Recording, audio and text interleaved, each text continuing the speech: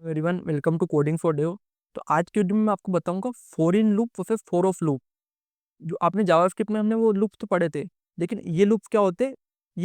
इनको हमको कीफ की जरूरत नहीं पड़ती। ओके, इनमें पहले से ही ये इनबिल्ट कीफ होती है जो ऑब्जेक्ट की वैल्यू को डिटेक्ट कर लेती है। जो जैसे हम पहले इनिशियलाइज कर रहे थे, आई की वैल्यू दे रहे थे, तो हमें उसकी लेंथ पता होनी चाहिए, लेकिन ये ऑटोमेटिक उसकी की उसके ऑब्जेक्ट क्रिएट करके उसको रन कर देते हैं।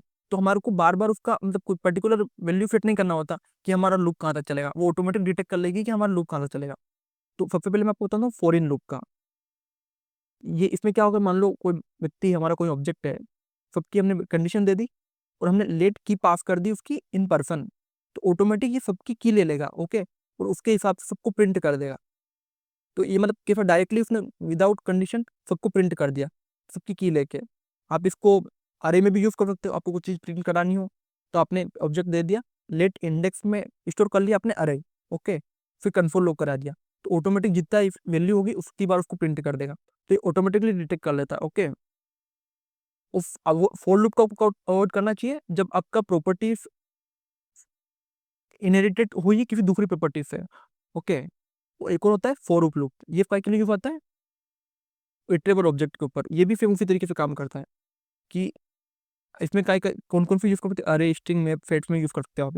इसका सिंटेक्स क्या है? For let value of iterable. Okay, तो आपने क्या करा, कलर्स लिए, कलर्स में इटरेट करा, आपने कलर्स को कंसोल कर दिया, जितने भी कलर्स थे आपके सारे प्रिंट हो गए।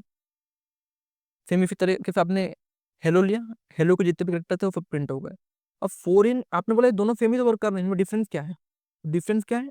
जो फोर इन लूप है हमारा, वो किस प्रॉपर्टीज के नेम लेता है। ओके, और जो फोर ऑफ लूप है वो उसकी वैल्यू पे इटरेट करता है। ओके, और ये जो फोर इन है हमारा, वो ऑब्जेक्ट के लिए सुटेबल अच्छा रहता है। वो फोर ऑफ कहता है वो अरे स्ट्रिंग फेट मैप्स के लिए अच्छा रहता है। और आउटपुट इसका इंडेक्स बेस आता है, उसका आउटपुट आता है एक्चुअल वैल्यूज। तो ये ऑब्जेक्ट का यूज करता है, ये ऑब्जेक्ट का यूज नहीं करता। अब आपको अरे के साथ किसका यूज करना चाहिए? हमेशा फोर ऑफ का यूज करना चाहिए, ये कीज वाला नहीं यूज करना चाहिए। ओके, तो ये आपका एक और एग्जाम्पल है जिसमें आपने यूज करा, दोनों कंडीशन का यूज करा। देखो, दोनों ने हमारी वैल्यू प्रिंट कर दी।